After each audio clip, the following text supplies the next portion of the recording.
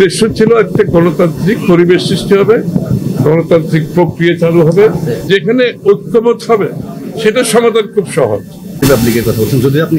কোনো সমস্যা নেই। শোনেন, আমরা এই 16 বছর আমরা যুদ্ধ করেছি, ত্যাগ স্বীকার করেছি, প্রাণ দিয়েছি।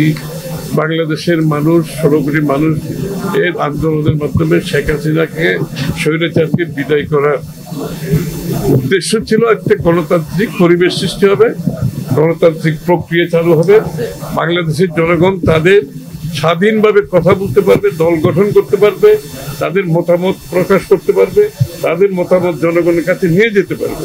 সুতরাং যে কোনো দল তাদের মতামত নিয়ে আসতে পারে, সেখানে কোনো সমস্যা নাই। কিন্তু সেই মতামত যদি আমাদের, সেই মতামতের সিদ্ধান্তে যখন আপনাকে আসতে হবে, মতামত তো সবারই থাকতে হবে। আমাদেরও 31 দফা এই সংস্কার প্রস্তাব আছে না, এটা তো আমরা চাইলে কালকে বাস্তবায়ন করতে পারবো, আমাকে জনগণের কাছে যেতে হবে।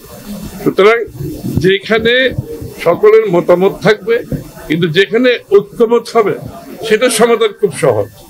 আর যেখানে ঐক্যমত হবে না, সেটা আপনি জনগণের কাছে যেতে হবে। আগামী নির্বাচনে আপনার যে ইচ্ছা, আপনার যে প্রত্যাশা, আপনার যে চিন্তা, সেটা যদি আপনি বাস্তবায়ন করতে চান, সেটা যদি ঐক্যমতের মাধ্যমে না হয়, আপনাকে জনগণের কাছে যেতে হবে। আগামী নির্বাচন ম্যান্ডেট নিয়ে আসেন, সংসদে আসেন, সংসদে আলোচনা হবে, বিতর্ক হবে, সংসদে পাস হবে। সোজা কথা, ঐক্যমতের পরিপ্রেক্ষিতে যে সমস্ত সিদ্ধান্ত আসবে, সেখানে কারো তো কোনো সমস্যা নেই।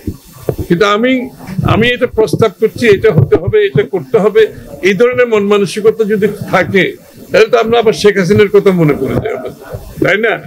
আমরা এটা বলছি, আমরা এটা করবো, এটার আগে ওইটা হবে, এগুলো তো হবে যেখানে ঐক্যমত হলে ভালো। ঐক্যমত না হলে আপনাকে জনগণের কাছে যেতে হবে ম্যান্ডেটের জন্য। আগামী নির্বাচনে আপনি ম্যান্ডেটের জন্য যান জনগণের কাছে, জনগণ যাদেরকে ম্যান্ডেট দেবে সেগুলো বাস্তবায়ন হবে।